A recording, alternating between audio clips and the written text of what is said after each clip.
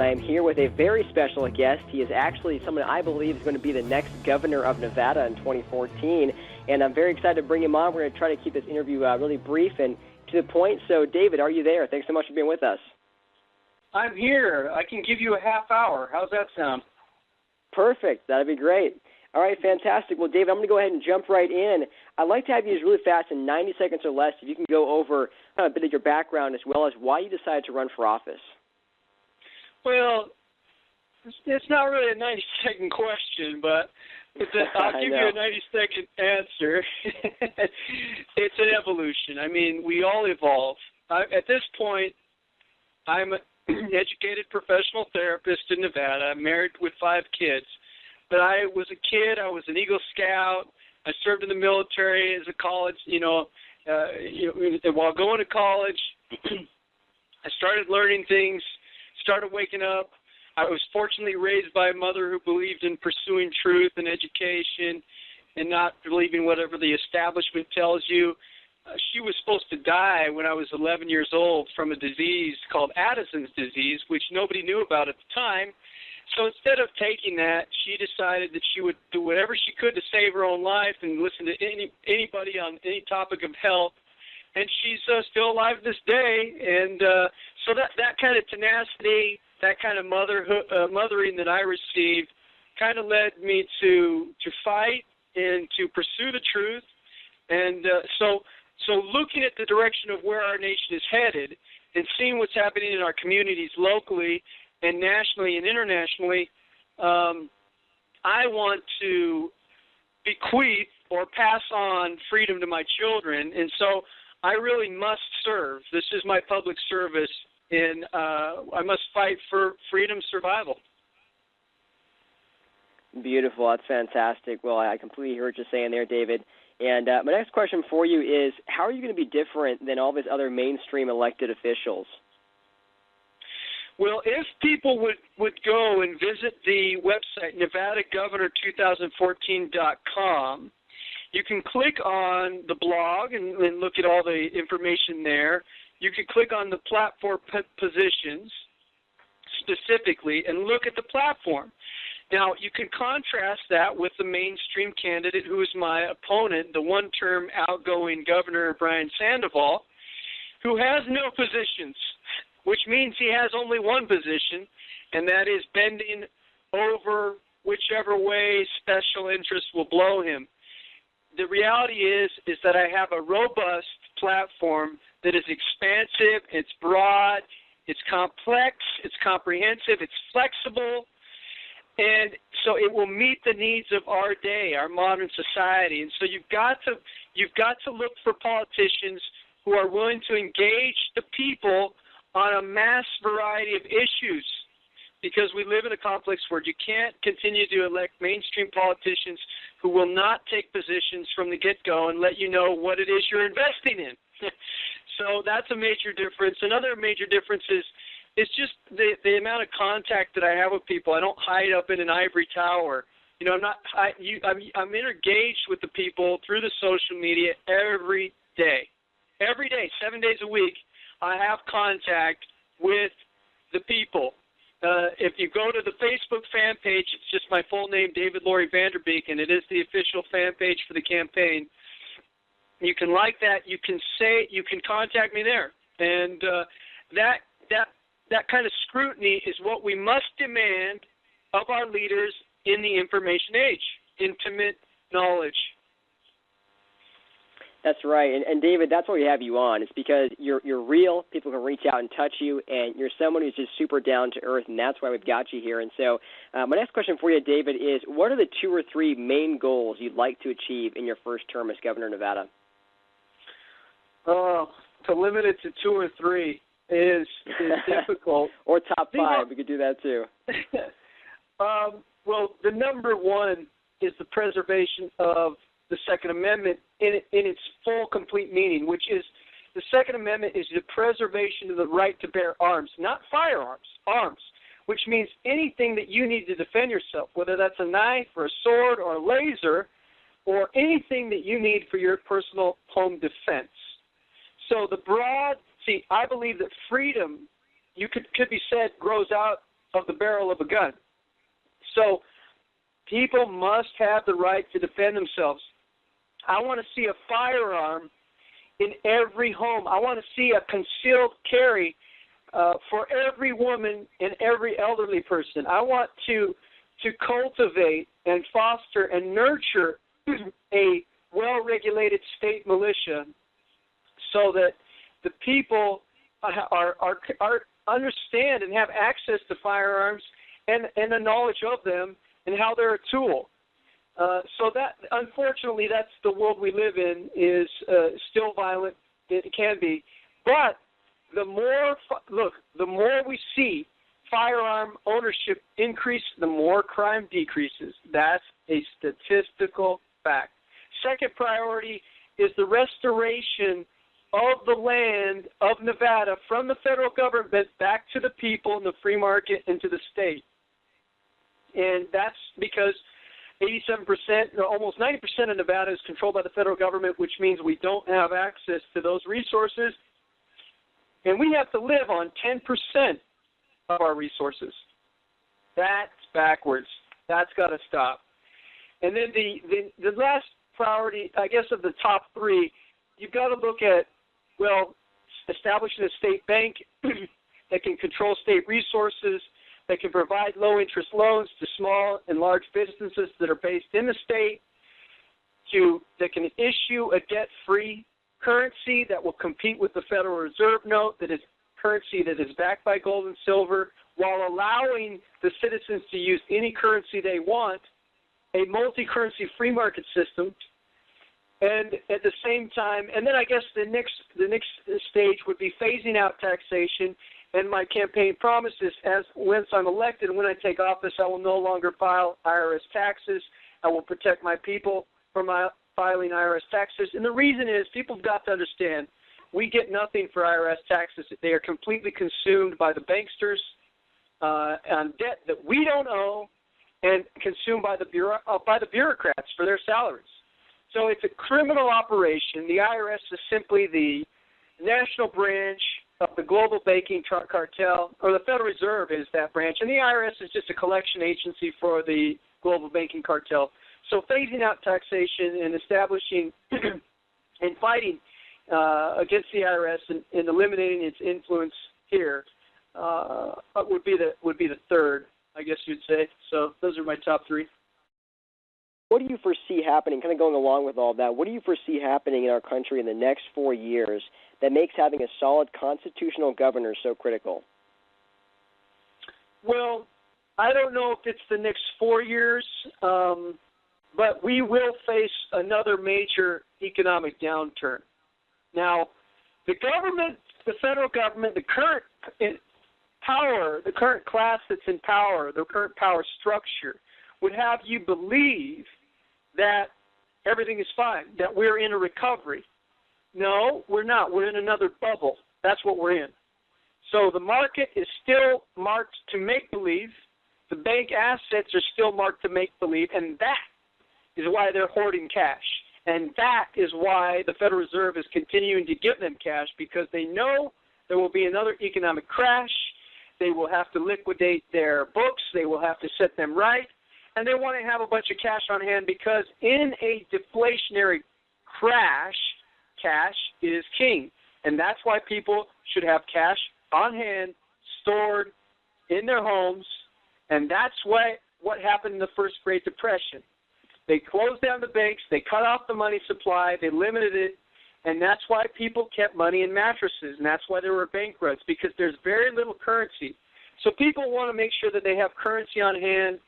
The gold and silver are great too, because they will continue to hold their value even as the currency gyrates. But you need to have a couple of things in preparation. The major thing is economic preparation. We're facing another economic crisis. It will come because the debt levels are unsustainable.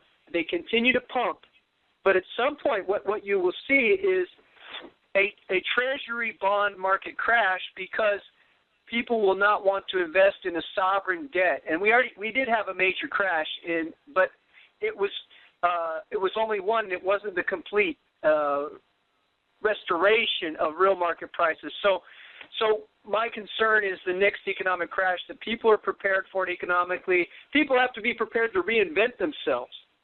So that may mean a career change, going back to school, or doing something that you haven't done before. People can't sit and think, well, I'm going to work in the same factory that my grandfather, worked in, or my father, and so forth. You have to move with the economy, and you have to compete, and you have to evolve. So people need to prepare for the worst, and then work for the best, and work for a vision. And that's what I'm trying to do. Those states that will survive the economic collapse of the federal government are those states who will establish themselves economically to survive it. So preparing our state bank that's insulated from the Wall Street banksters, preparing our lands and taking back our lands so that the federal government can't come in and steal all the resources to cover debts that we don't owe, because that's what will happen. I mean, they'll crash again, and they'll just take more that we don't owe. So in the next 3 to 4 years, we're looking to continue this economic cycle. It's just being propped up. We also have to look at the distractions of race warfare. So we see all this race pimping by the establishment. We see the selling of the war on terror. These are more distractions. The foreign wars are distractions. They distract the people from actually looking at the real criminals that are taking over the economy. So if we can get the economy straightened out, then people will be happy, they'll be prosperous, they'll feel more secure, and they will not be vulnerable to the political manipulations that would send all of their sons and daughters to war to die, because that's what we've created, is a police state. So here's what happens. The audience must understand. The elite banksters and corporate leaders and the politicians have worked together to steal everything in the economy. Now, what they've done is they have created one sector of jobs. And do you know what sector that is? It's the military, right? It's the police state, the right. Department of Homeland Security. So the place where you see job growth is in the police state which they are setting up to prevent the people from taking back the economy. So that's what the economy is being driven towards. It's not a real economy. So the economy will continue to collapse further, but they want to have their thugs in place to crack your skull when you actually try to hold them accountable. So that's what people should expect. Economic downturn, and then a bunch of skull cracking in those places where people riot because they don't have a clue of what's going on. Now, people like me and like yourself that actually prepare for the future will have full food storage. We'll have cash on hand. We'll be able to stay home. We'll have firearms to protect our homes and our families while economic gyrations take place, so that, if there's a week of rioting in your city, that if you didn't need to go, if you could you live in your house for a week? Those are the kinds of things that you want to be able to ask yourself. We're not talking about doomsday scenario, but we are talking about Detroit. We're talking about a social evolution and a social collapse in certain communities where there is kind of a road warrior scenario, but it will be selective, and it will be in those communities that are ignorant and unwilling to listen to our message. My job is to prepare Nevada so that it can weather the storm. Yeah, well, you got to have that police state, right? Got to be able to keep that control grid going until everything falls apart. And I think you make a lot of great points there. And, being able to get out of those big cities, if you're in one of those areas that is going to be hit the hardest, you don't want to be you don't want to be stuck in the middle of that when that goes down. So, David, some people are saying that you can't win if you run as independent or a third party, and you have to be Republican or Democrat. So what is your reasons for running as an independent? Look. Okay, so if you vote, first off, these same people, so if you vote for Republican or Democrat, are you telling me that that's a win? Because you vote Democrat or Republican, you just wasted your vote. Now, patriot candidates like myself, we will win when we are worthy to win. So you build yourself over time to become a winner. You build yourself, you get name recognition, and there is no substitute for actual work. I don't have some army of biological android zombie, Obama files working for me. I don't have millions of dollars from special interests. What I have is the truth. And I'm not going to change, and I will never be a Republican. I will never bend over for the Democrats or the Republicans. I will be an independent, and I'll fight for the truth. And here's the reality. This is the bottom line. I'll win, and I will be a winner, and I will be victorious. I've already altered our history just by running. I changed our state history because I opposed universal background checks, and I opposed them in such a way that the governor had to oppose them or risk losing 80% of his voter constituency.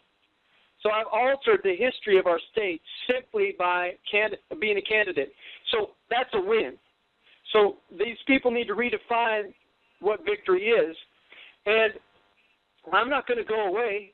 I'm going to have mass influence. And so over time, look, I'll eventually be in office. But let me tell you something. Taking office and quote-unquote winning an election, winning is far, far, far less important than saying what must be said in order to save our freedom.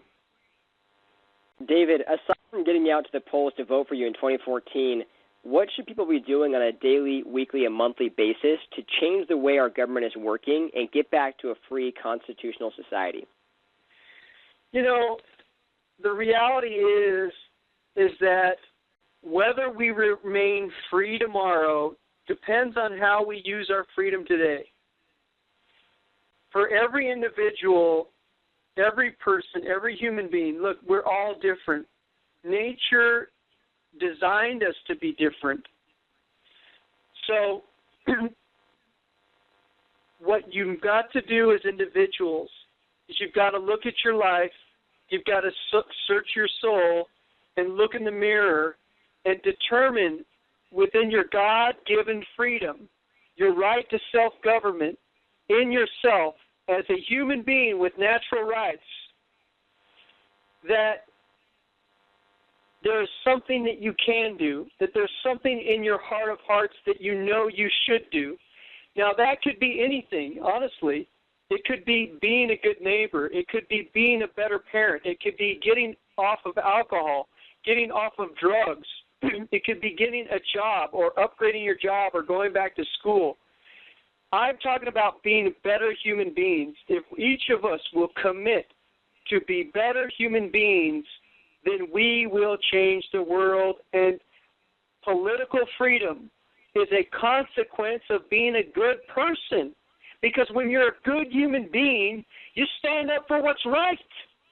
It's just self-evident that you don't abuse kids. You don't force people to eat poisonous food. You don't beat people over the head who are just trying to be free. You don't oppress people. So the golden rule, we'll go back to that, is loving your neighbor as yourself. So you've got to listen to your heart and find the true heart of who you are and what you are intended to become so that you can fulfill what you were created to be. And you're not going to be like me, and I'm not going to be like you. But I want every human being to unfold into what they were designed to be and the talents the universe bestowed on them when their DNA was formed and calculated. Each one of us has a program and a blueprint for what we can become. And that's what I want for every human being. And so everybody should be pursuing that and supporting one another in pursuing that. So I'm not here to, as Nietzsche said, I'm not interested in creating zeros. And what he meant by that is duplicates of himself, right? Like I'm number one and you guys are all the zeros that are coming after me, like my copies. So I'm sorry if that sounds like a vague cop-out answer, but the reality is, as a therapist, I'm a licensed therapist, that's what I do every day is help people to unfold into who they should become. This has been an incredible, power-packed interview. I appreciate you coming on, and I want to just go ahead and open it up now for any closing thoughts you might have. I think it's important that we all get involved. I'd like to see people run for office. Look, what you'll find is, here's what you do. You go to let's say you want to become a candidate. You want to get in politics. I didn't want to get in politics because I thought I should be president. Look, I don't even care. I could be a county commissioner. I could be on town council. I could be on the school board. But the reality is that I got involved in the Independent American Party, which is the real third party of this country. And I encourage people to get involved in a party and get in an organization and get on a team. And so I went to them and I said, hey, I just want to be on this team. This is the team I'm going to be with for the rest of my life. And they asked me to run. I didn't pursue it. They pursued me running. And so now they uphold me, and I'm on the team. And this is the team constitution or team freedom, however you want to view it. I'm part of this machine. And that's the way you approach politics. You get on the team, and you be willing to serve wherever you're asked to serve. So that's my encouragement, is that if people are interested in the political fight, then get a hold of the party, the Libertarian, the Constitutional Party, or a third party that you can believe in, the Independent American Party of Nevada, if you're in Nevada. In Idaho, they also have the Independent American Party, and I also do in Utah.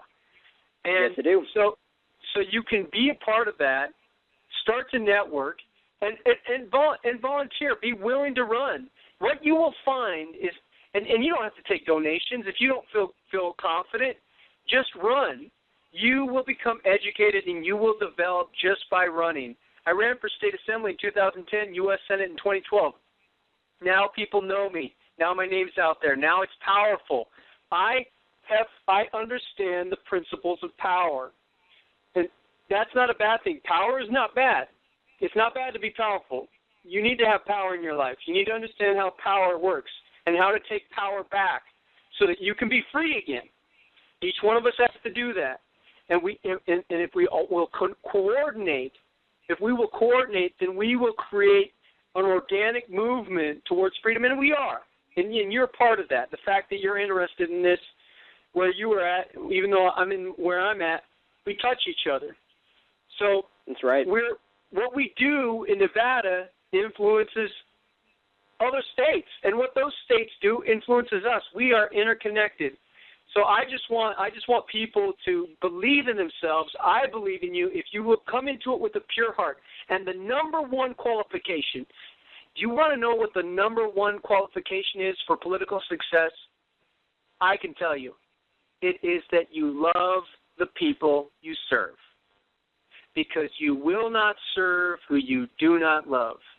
If you love the people, you will serve them. You will not do wrong to them. You will not knowingly harm them. And I can honestly say that I love my people, and I could not do wrong to them. Fantastic. Well, David, it's been a great 20 or 30 minutes here. I appreciate you coming on. I think that you really covered a lot of amazing points, and I'm looking forward to seeing what happens in your campaign over the next year or so. I know you've got a lot of firepower behind you. You're rocking and rolling. A lot of big things are happening, and I see you going places for sure. And I think, it's all about citizen action as well. I like to see the same exact thing you just said, citizens standing up, taking action, running for office, making it happen, and going out there and making a change in the world, making their own mark on the world. So fantastic. Well, David, again, thanks so much, and we'll talk again soon.